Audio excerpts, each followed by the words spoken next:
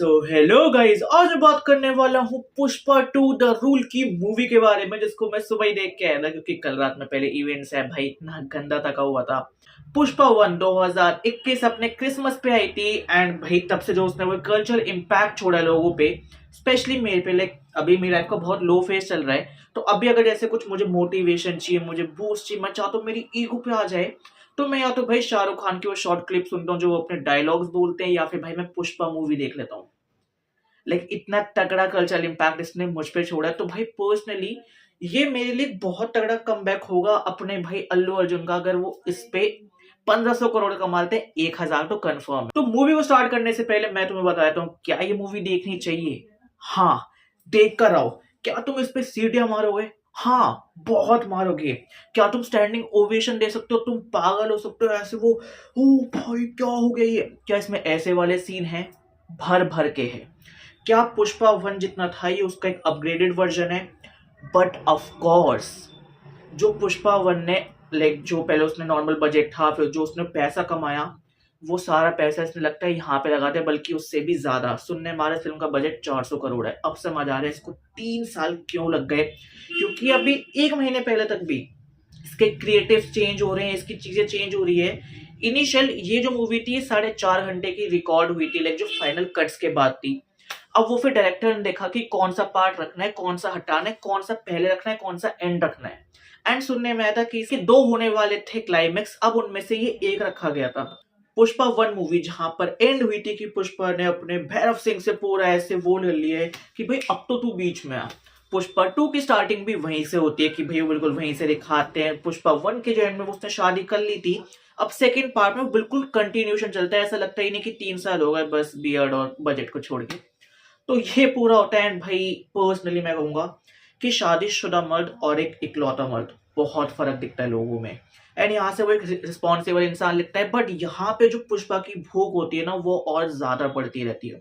First part में हमने क्या देखा था कि भाई जो अपना पुष्पा था वो एक मजदूर था, फिर उसके बाद वो सप्लायर बना, उसके बाद वो उनका पार्टनर बना, फिर उसके बाद एंड में आते आते वो अपने सिंडिकेट का हेड बन चुका था। अब सेकंड पार्ट में वो सिंडिकेट के हेड से भी खुश नहीं है। अब वो कह रहा है कि भाई अब जब सारा रिस्क हम लेते हैं, सारा माल हमारे पास है, तो जो लाइक जो ये सी पोर्ट हो, एयरपोर्ट हो, ये रेलवेज हो, या फिर कैसे भी अगर कोई दूसरी कंट्री में माल जा रहा है, दूसरी स्टेट्स में माल जा रहा है, तो उन पे हम डायरेक्टली माल क्यों नहीं भेज सकते? अगर हमारे ऊपर एक सप्लायर है जो खुद यूज नहीं कर रहा, एक सप्लायर है, अगर हम ये माल डायरेक्ट बायर को बेचे तो हम और ज्यादा पैसा कमा सकते हैं। तो इस वजह से अब पुष्पा जो है नेशनल नहीं, इंटरनेशनल है। जो इसने वो कहा था वो इसने उसमें डिलीवर किया भी है। तो पुष्पा इंटरनेशनल मार्केट में जाता है, इंटरनेशनली अपनी वो सारी चीजें बेचने। एंड हाँ, पहले वो मजदूरों से लड़ा, फिर वो सप्लायरों से लड़ा, फिर उसके बाद वो अपने पार्टनरों से लड़ा, पार्टनरों के दुश्मनों से लड़ा, सिंडिकेट की हेड से लड़ा।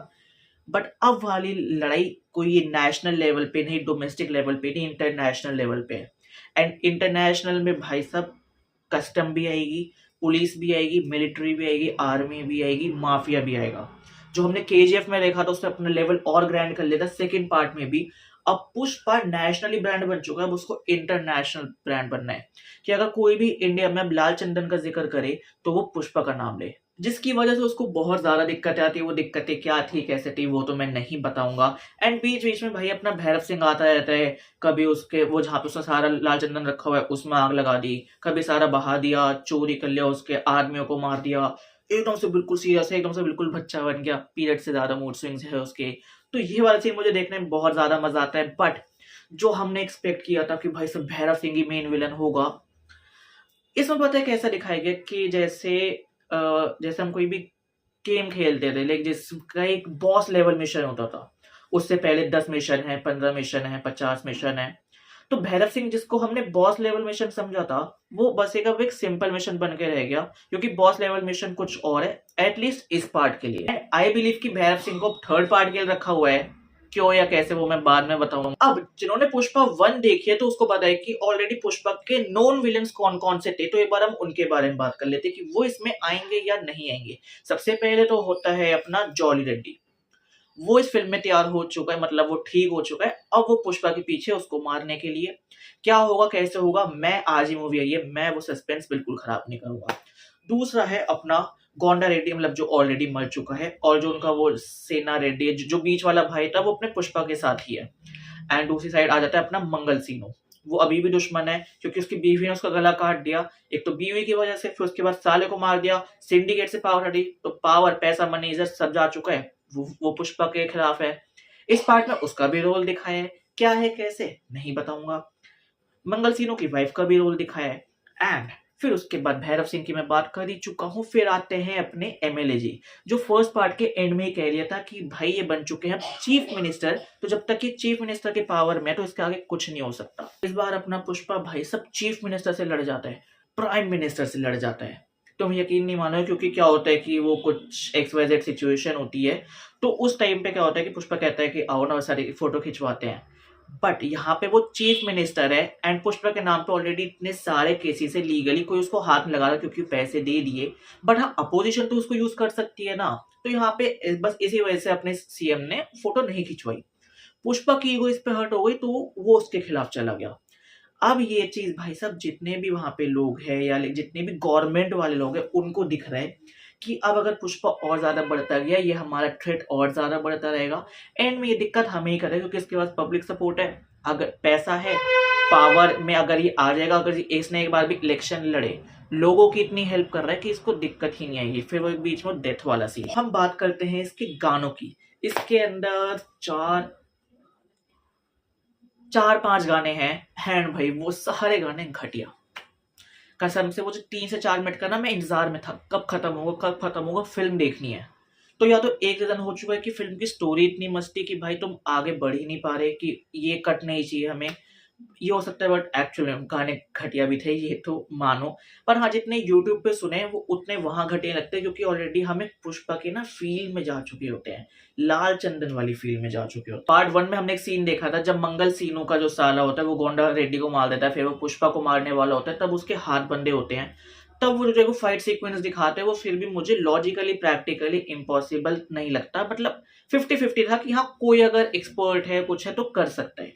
इस वाले पार्ट में दिखाते हैं उसके पैर बांध दिए, हाथ बांध दिए, जैसे वो अर्थवर्म होता है ना, टुक टुक टुक टुक टुक टुक ऐसे मार रहा होता है। तो मुझे मतलब मैक्सिमम टाइम मुझे इसका एक्शन बहुत टॉप नॉच लगा। बट तुम बिल्कुल ही भाई जैसे सल्लू भाई को दिखाते हैं ना कि ऑल ओवर द वर्ल्ड दिखा दिया कि इनको कोई हरा ही नहीं सकता, वो वाली चीज भी मुझे इसमें फील हुई बहुत ज्यादा। एक जगह सीन होता है कि पुष्पा ऐसे पड़ा हुआ है, यहाँ से ऐसे गुंडा आ रहा है, लॉजिकली गुंडे को ऐसे मारना चाहिए क्योंकि वो बंदा नीचे है, कि ऐसे आते आते थे यहाँ, वो बंदा ऐसे जा रहा है तो पुष्पा ऐसे करके ऐसे मार देता है। बट हाँ, ये कुछ कुछ माइनर चीज छोड़ी क्योंकि हमने पुष्पा से कुछ ज्यादा एक्सपेक्ट कर लिया था, पर जितना हमने एक्सपेक्ट किया था ये इमोशनल फैक्टर पे भी उतना खेलता है।